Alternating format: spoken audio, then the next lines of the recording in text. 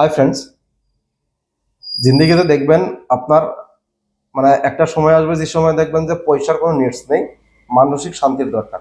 ঘোরাফেরা, খাওয়া দাওয়া করো বা জিন্দগি পার করো, কিন্তু একটা সময় এরকমও আসবে যে জায়গায় দেখবেন যে সব বস্তু আপনার পয়সার উপর ডিপেন্ডেন্ট, সবটার পিছনে আপনার পয়সার দরকার আছে।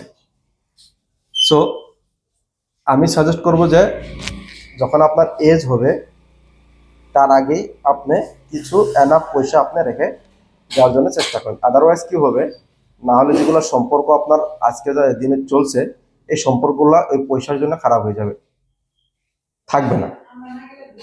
তো হিন্দিতে একটা কথা আছে যে अगर आपका जेब फटा हुआ है तो रिश्ते भी फट जाता है और रिश्ता भी दूर हो जाता है। रिश्तेदारी, जिम्मेदारी, ये सब जो भी आप निभाना चाहते हैं, যেটাই আপনি নিভাইতে চান, ওটাতে দেখবেন এন্ড অফ দ্য ডে আপনার পয়সার নিডস আছে। তো আশা করি যে যারা আপনারা গ্রাজুয়েট হয়েছেন বা যারা ভাবেন যে না আমাকে ইনকাম করতে লাগবে, এই মাথাবাজি, আড্ডাবাজি, এই গ্রুপিং, এই ঘোরাফেরা, এগুলা ওই এজটাকে ছেড়ে দিয়ে একটু 2 বছর 3 বছর আপনার নিজেরকে দেন। আদারওয়াইজ না হলে ওই যখন আপনার এজ হবে 25 to 27, 28, বা আপনি যখন একটু এজেড হবেন, ওই টাইমে আপনি দেখবেন আপনার মাথা ঘামাচ্ছে, আরে কি করলাম লাইফটাতে, অনেক সময় তো আমি বেকার ইউজ করে দিলাম।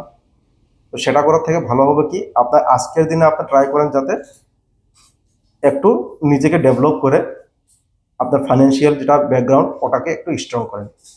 আদারওয়াইজ এই ফ্রেন্ডশিপ, মানে বন্ধুত্ব, সম্পর্ক, জিম্মেদারি সব ফেটে যাবে, সব চলে যাবে। তো আশা করি কথাটা বুঝে গিয়েছেন, আর আশা করি যে সবাইকে শেয়ার করবেন যাতে আমাদের মতো যারা লোক আছে ওরা যাতে টাইমলি বুঝে যায় কথাটা, আর টাইমলি অ্যাপ্লাই করে নিজের জিন্দগিটা অনেক সুন্দর করে নেয়। Thank you.